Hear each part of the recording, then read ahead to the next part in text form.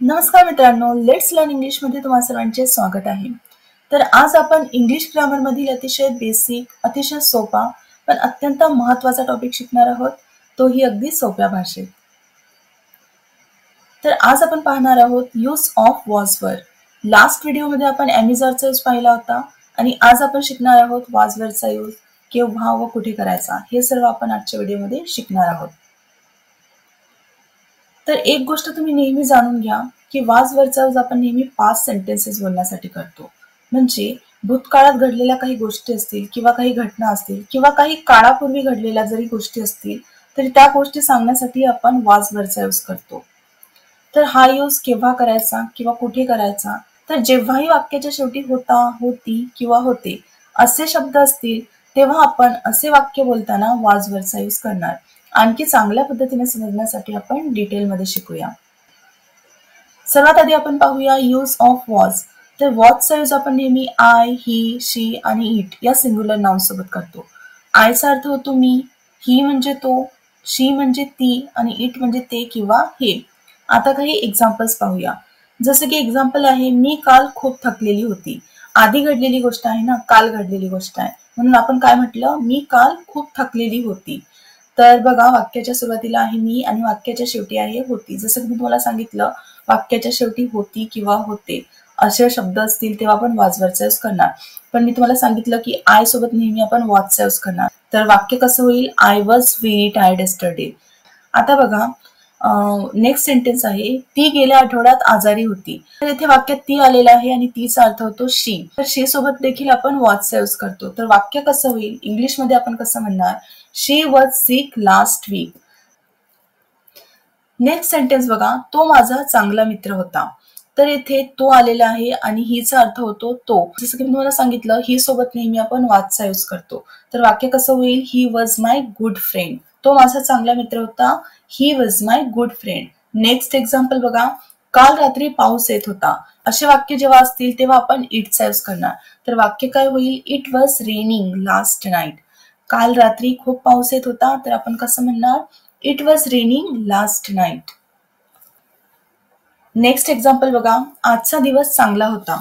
बघा, वाक्य काय आहे, आजचा दिवस चांगला होता. तर यासाठी देखील आपण इटचाच यूज करणार. तर वाक्य कसं होईल, it was good day today. आजचा दिवस चांगला होता म्हणजे दिवस चांगला होता म्हणजे दिवस निघून गेलेला आहे तेव्हा आपण म्हटलं आजचा दिवस चांगला होता. तर वाक्य काय झालं, it was good day today. अशा प्रकारे आपण वॉज सोबत आय, ही, शी आणि इट या सिंग्युलर नाउनचा उपयोग करत असतो. आता आपण पाहूया यूज ऑफ वेअर.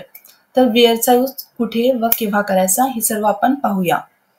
तर वेअरचा यूज आपण नेहमी यू, वी आणि दे या प्लुरल नाउन सोबत करत असतो.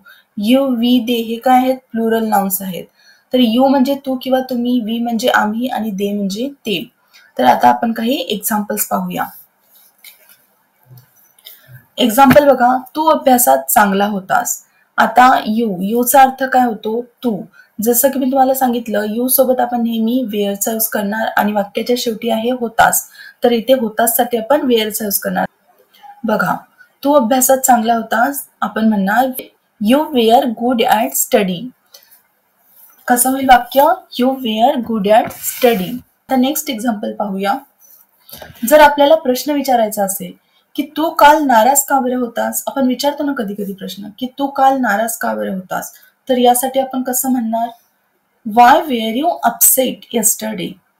काय म्हणणार आपण, कसं म्हणणार आपण, why were you upset yesterday.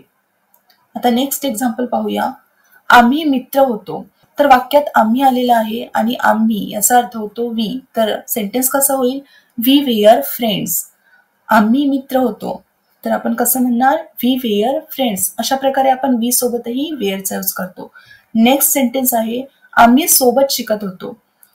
आता इथे पण आम्ही आलेला आहे तर आम्हीसाठी परत आपण वीचा यूज करणार. तर वाक्य कसं होईल, वी वेअर स्टडिंग टुगेदर. सोबतचा अर्थ काय होतो, टुगेदर आणि शिकणे याचा अर्थ होतो स्टडी. तर वाक्य कसं होईल, वी वेअर स्टडिंग टुगेदर.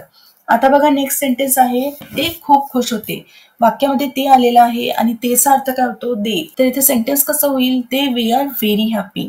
ते खूप खुश होते, दे वेअर व्हेरी हॅपी. अशा प्रकारे आपण वॉजवरचा यूज सिंग्युलर आणि प्लुरल नाउन सोबत करत असतो. तर वॉचचा यूज आपण आय, ही, शी, इट सोबत करतो आणि वेअरचा यूज आपण यू, वी, दे या प्लुरल नाउन सोबत करत असतो. हे दोन्हीही रूल्स तुम्ही लक्षात ठेवा. आता मी तुम्हाला 2 वाक्य देत आहे प्रॅक्टिससाठी. ते तुम्ही कॉमेंट करून नक्की सांगाल. तर पहिलं वाक्य आहे, काल तो खूप व्यस्त होता. हे आपण इंग्लिशमध्ये कसं म्हणणार? आणि नेक्स्ट आहे, ते काल बाहेरगावी होते. या दोन्ही वाक्यांना तुम्ही इंग्लिशमध्ये ट्रान्सलेट करा आणि कॉमेंट करून नक्की सांगा.